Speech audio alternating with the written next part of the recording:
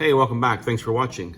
First of all, an update on my granddaughter. She did get home Saturday evening, and so she's doing well. She does need to gain weight, but we're expecting that to become something that will be a moot point here within the next week or so. So she is doing well and adapting, and she has her eyes open and can look and see. And so anyway, I appreciate everyone's prayers and concerns and comments about my granddaughter and my daughter. It was a whirlwind last week, but hopefully things are beginning to become more normal now that the baby's here and everybody's home. So anyway, I appreciate that. Today I want to talk about my advisor again. I've made several videos mentioning the fact that I have an advisor and I pay someone a percentage in order to manage my portfolio, to come up with different investment options and that type of stuff, handle all that. And I realize there are some people that handle their own money, and I'm not here either way to say one way is right or wrong. That's not for me.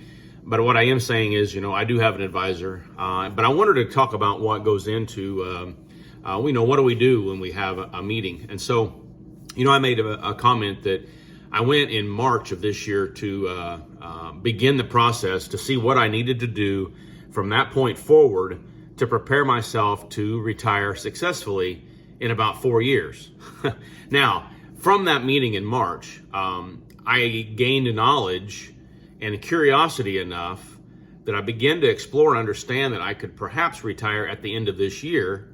And then it suddenly just worked out to where instead of me retiring in 4 years, it essentially took me 3 months to decide to retire from that initial meeting in March. So I'm telling you, I learned a lot within those few months. I really became a money geek and tried to learn all I could about the, retirement. And so that's one reason I started this channel, was because of all the channels that I used to help me gain confidence. And so anyway, back to my advisor. So from that meeting, I had questions I wanted to ask him, and from that meeting generated more questions. And I would say that even counting the time there in March when I first went to him to talk about retiring, I bet I've met with him 6, 7, 8 times, probably 8 times if I really stop to think about it. I've met with him many times just since March on trying to get my plan together, to get it in order, and to get it to my rollovers going and my new investments with him. But each time I go there, the first thing he says after our pleasantries and our just chit chat, he asks, "Do I have any questions?" And invariably, I always do. Now, a lot of times, the questions I have came from the meeting prior, and so anytime that we meet, I do end up thinking about what we've talked about, and that generates more questions. So I always have questions for him, it seems like.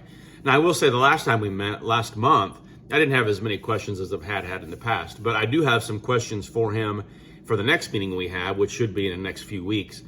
Quite frankly, the way I look at it, the way things have been going, I won't have that many meetings with him going forward because the plan is set forward and the plan is set in place.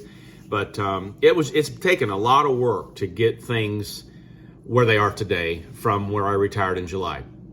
But at no time has he ever made me feel less than, that he feels like that I should be embarrassed because of questions I asked, or I should be embarrassed about the size of my portfolio, or that my spending plan is wacko. I mean, he's never come across in any way, shape, or form that I am less than a peer, someone who is on the same level, someone who is well adept, I suppose you could say, to what I'm talking about.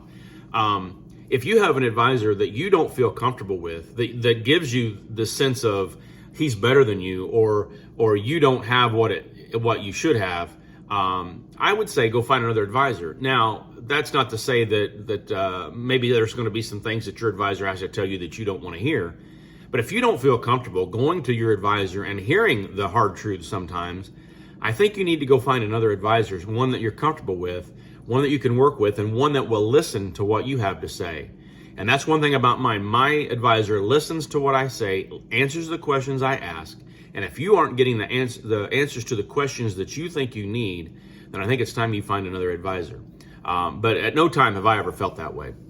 At no time have I ever felt like this has been a mistake, or he doesn't have my best interest in mind. I know there are advisors out there who come across or don't have your best interest in mind. I understand that, and I'm not saying that you're gonna roll the dice and find the perfect advisor on the first go. Now, thankfully, I did, but that's not to say that it's going to be easy for everyone.